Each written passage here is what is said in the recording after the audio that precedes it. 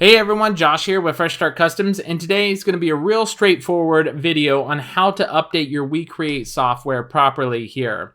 I see this very often and a lot of people make this mistake, and there's an easy reason why this happens. A lot of people will have their software downloaded for a while and then they go to check for an update either on this page. You can click settings here and then you can click check for updates, and of course it says you're up to date on the latest version. Well, this is not the latest version. 3.0.5 is the latest version. I'm going to show you how to get that. The other way that people will do it is while they're in a new project like this.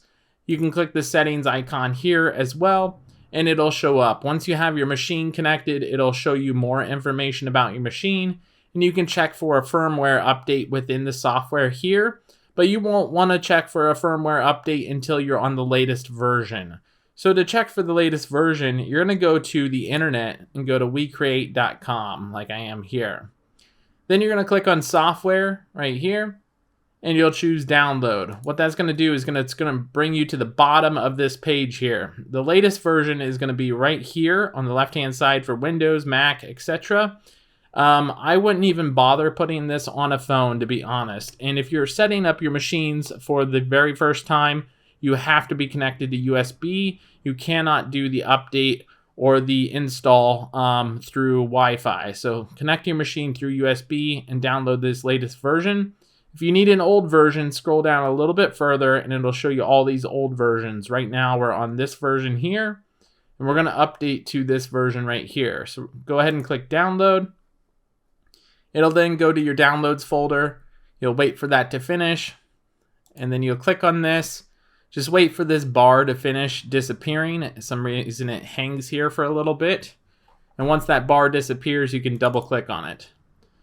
Once you double click on it, it's going to look like nothing happens, and then you'll just click yes on a pop-up that will show up. I have it on a different screen here. Let me pull it over. And then you're going to click install to install this to your main folder. It's saying, hey, you already have this program open, which I do in the background. I'm going to click OK, and it'll close it for us.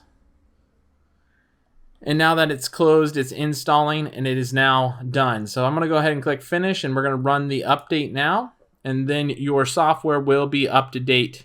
I just have to click accept and continue on the other screen. I'll pull it over once the software opens here. There you go.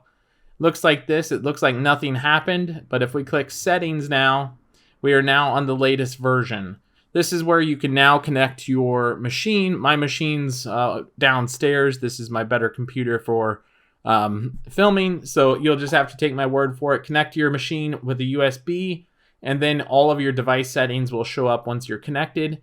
And then you can click firmware update to update your actual machine. You may have to do this on the new projects tab when you click the plus button here. You can connect your machine right here through USB. And then you'll click on settings and then firmware update. After you have the machine connected with USB, you can then set up your Wi-Fi settings after you set it up with USB, and you'll be completely up to date on both the software side of things and the firmware side of things, and you can start using your machine correctly.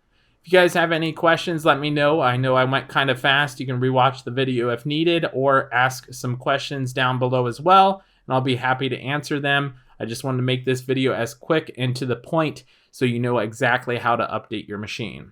Other than that, we'll catch you guys in the next one.